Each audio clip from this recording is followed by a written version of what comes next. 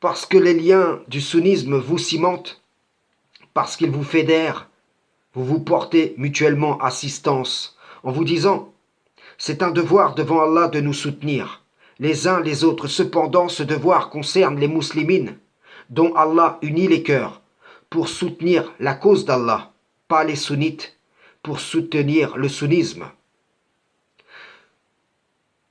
Vous ne pourrez dire: voici nos chefs et nos grands, en lesquels nous nous sommes confiés. C'est eux qui, en nous menaçant, nous ont forcés à la mécréance, car ils vous désavoueront. En répondant: nous vous avons induit en erreur, car nous étions égarés nous-mêmes. Voilà une partie des seigneurs pour lesquels vous combattez avec vos biens et vos personnes. Voilà ceux que vous adorez en dehors d'Allah. Aujourd'hui, Inch'Allah, nous allons poursuivre dans le sens de la vidéo précédente au sujet de cet homme qui a accompli une montagne, que dis-je, une chaîne de montagnes en bonnes actions. Mais les ayant accomplis en étant sunnite, il n'en récoltera pas les fruits d'après le livre d'Allah. Et la décision finale, sur toute chose, dépend d'Allah.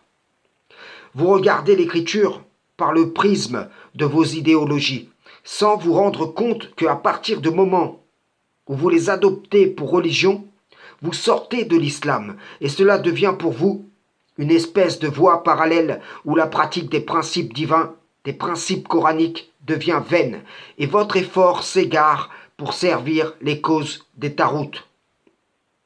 Vous donnez en pensant donner pour Allah, mais étant adhérent au sunnisme, votre don s'annule.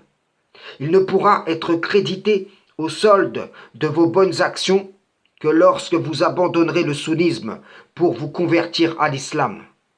Le prisme de l'idéologie fait paraître à l'adhérent qu'être entièrement soumis à Allah, c'est être un sunnite, un chiite ou un coraniste, etc., accompli.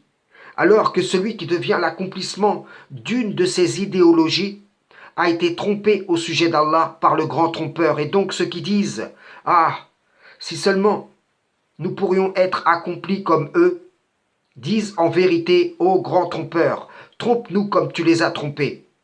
Chaque secte élève ceux qui ont respecté les codes, et lorsque les gens de ces groupements concurrencent les uns avec les autres, ils pensent que c'est dans le but d'un rapprochement d'Allah.